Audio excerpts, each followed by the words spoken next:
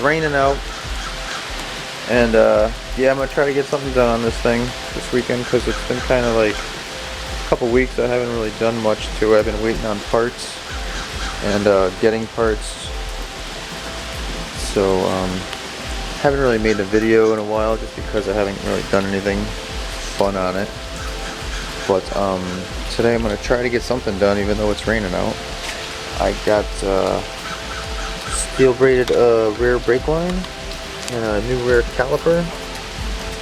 These are aftermarket. They come with pads for the whole set, front and rear. It was fairly cheap. I think it was like 50 bucks or something on eBay. The line was, I think, 30 something, 35 on eBay. I'm gonna be doing that today. The rear caliper is seized up. I'm thinking that they just need to be rebuilt with the bike sapper, so I think the seals are bad in the caliper, and I don't feel like dealing with it, so I'm just gonna replace them. Replace this line back here too. Leave that system, get that all set. Yesterday I did the fronts. I got front lines too. Front line, little block right there. I got it mounted in the stock location, and then I got new calipers. I got new front calipers because these were also seized up, and I didn't feel like dealing with it. So for 50 bucks, it's like, let me just get a whole new set. That way I know they're gonna work for sure. Because I've never done seals on a caliper before, and I don't feel like learning on the Banshee. So did that. I put the lines in. So that's a nice clean little upgrade there, the lines. And then I still have to, I'm gonna see if I could drill this out today. This is for the bumper. I'm gonna drill this out. That bolt broke, so I gotta drill that out, tap that out, and then I can put my bumper back on. I drained the master and cleaned it out. New fluid. I bled the front brakes, so they're all good. And I got my tie rods in. My new tie rods and stuff are in. And I actually ended up getting a new wheel. This wheel was bent really bad, so I ended up finding another wheel. This is a used wheel, but it's pretty straight, way straighter than the one that I had. And I mounted the old tire on it because this tire wasn't terrible. So I mounted the old tire back on this wheel, and now I can do the alignment properly.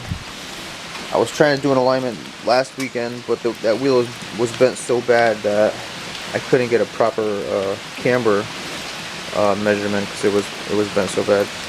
See, it's pretty straight. I don't know. I'm gonna do some measuring probably later on and get the steering all set up with the tie rods, the new tie rods, and the suspension alignment all done. So hopefully that'll be all done. And then I ended up new exhaust hangers, no big deal. I had those, so I just put them on. I ended up putting in the pods I got off eBay as well. And I'm thinking about cutting these tabs off from the stock airbox, because this does kind of hit, and when the motor is vibrating it does kind of hit. I don't know if it makes, I mean, it's not making a big difference, but I might just shave these down just a little bit just so they're not rubbing. And I also cleaned up my wiring finally. I got the wiring all set. I took all the wiring that I didn't need. I took the Taurus plugs out. I took this plug that comes off of the throttle assembly. That plug that was for also a Taurus thing. And then I took the I think the rear brake wiring out, because the e-brake is no longer on this bike either, so there's no e-brake, so I took all that out. So I cleaned up all the wiring, and I had to solder some stuff in. These wires over here were all just tied together by hand, so I had to like cut that all out, make it nice, and resolder everything, and then I just put electrical tape, and then, I don't know, I like to put a zip tie at the end of the electrical tape just so it doesn't come loose. I don't know, it's just a thing I do. so the wiring's all done. It's all nicely tucked in there and zip tied to the frame. And that's all done now.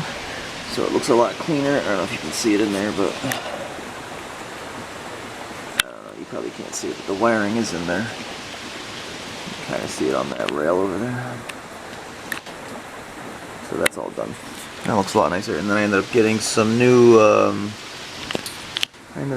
bolts for just some hardware stuff, just to kind of make it look a little nicer. I was missing some stator cover bolts, the long ones. So I ended up getting some new stainless ones at the hardware store, and just to make it look a little bit nicer, I ended up getting new hardware that I'm going to be using for the wheels. I got some new hardware, and I also ended up getting these off eBay used because I didn't have them. This bike didn't have them on there, so I ended up just ordering them. I think it looks cool with them, and they're actually pretty functional, so I'll put those on. And that's it. That's where I'm at right now. I'm going to do the brakes. I'm going to do the rear brake caliper and the rear brake line and get that bled today, and hopefully that'll be all done.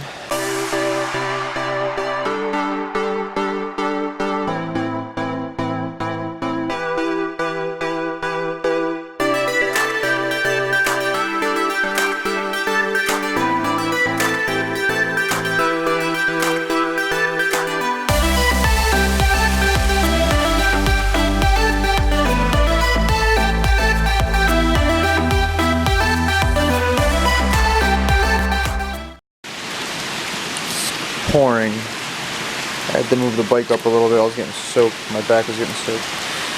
Alright, so the job is done. Stainless line went on pretty easily, I guess. That's how I got it routed through the second loop. Probably just going to end up cutting this one off since I don't have the e-brake anymore. I'm just going to cut this loop off. Cut this one off. And maybe cut this one off here just to make it look cleaner. Just need that one loop. I think it's pretty good. I got the caliper on. I put the e-brake plate off from the old caliper. I put that on. 2 bolts, really easy. Everything seems to be working fine. I bled them. I bled the fronts again too, just to make sure. So seems to be pretty good to me. But anyways, I'll show you the brakes. So rear brakes look pretty good. That's engaged. As soon as I let off, it releases, so that's cool. The old ones wouldn't release, so the pistons were seized. I got new ones. Screw it. Quick job, about 20 minutes. Didn't take very long. 2 bolts for the bracket. You got 1 bolt here, 1 bolt down here. The whole assembly comes out. Just got to unbolt the banjo on the master there. And just reuse use the new hardware, the new washers, copper washers. Bleed everything. This bike actually has a brand new axle, so that's cool. And I noticed once I was doing this, I was cleaning up the sprocket here, and I noticed that this is, I'm guessing it's a Renthal sprocket. I can't see any numbers on it, so I don't know how many teeth it has or anything, but maybe when I get it cleaned up on the other side of the sprocket.